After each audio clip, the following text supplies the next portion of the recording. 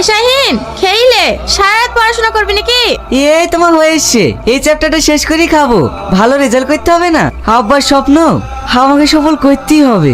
ঠিক আছে, খেয়ে এসি না হয় পড়িস। ঠিক আছে মা, তুমি চলো, আমি আসছি। কাল তো পরীক্ষা দিতে যাবি, কিসে যাবি বলতো? সমীরুল স্কর্পিও ভাড়া করেছে, রাজুরা টাটা সুমো ভাড়া করেছে, আর আমি এত গরিব, একটা গাড়ি ভাড়া টাকা তোকে দিতে পারছি নি। তুমি চিন্তা করো না মা, আব্বার যে পুরনো সাইকেলটা আছে ওইটালেই আমি পরীক্ষা দিতে যাব। এতটা রাস্তা তুই সাইকেলে যাবি? আমি পারবো মা, তোমার দোয়া আছে না। ড্যাড, আমার কিছু টাকা লাগবে, শপিং করতে যাব। ঠিক আছে, আমি তোর মাকে বলে দিচ্ছি, যা লাগবে নিয়ে নিস। Okay dad. কালকে নসিপুরে মিটিং আছে, মিটিং এ যাবেন তো?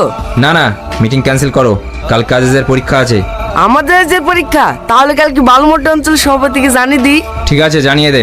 নতুন টেন্ডার নিয়ে কি যেন বলছিলিস?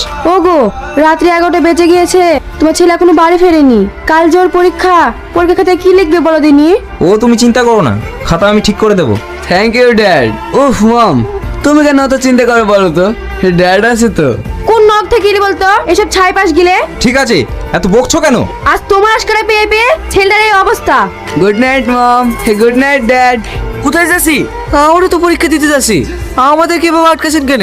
আগে এমএলএ ছেলে যাবে, তারপর তোরা যাবি। সাইডে লাগা। ওয়েলকাম স্যার, আসুন আসুন, ভিতরে আসুন।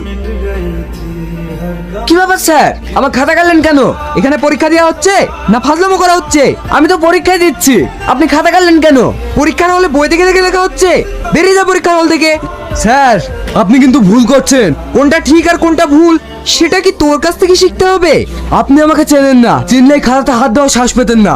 আপনি জানেন আমি কার ছেলে, তুই কার ছেলে সেটা জানার আমার কোনো প্রয়োজন নেই। আমি শুধু এইটুকুই জানি যে তুই ছাত্র আর আমি শিক্ষক।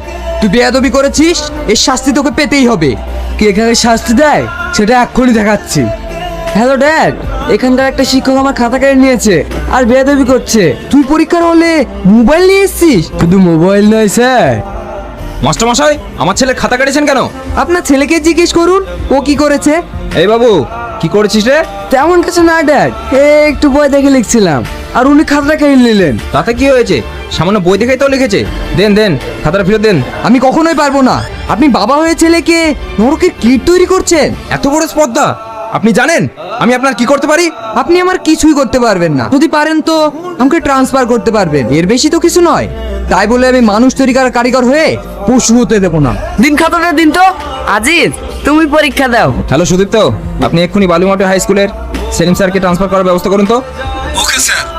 স্যার, দুঃখ করবেন না, এই দেশে আর কিচ্ছু হবে না রে।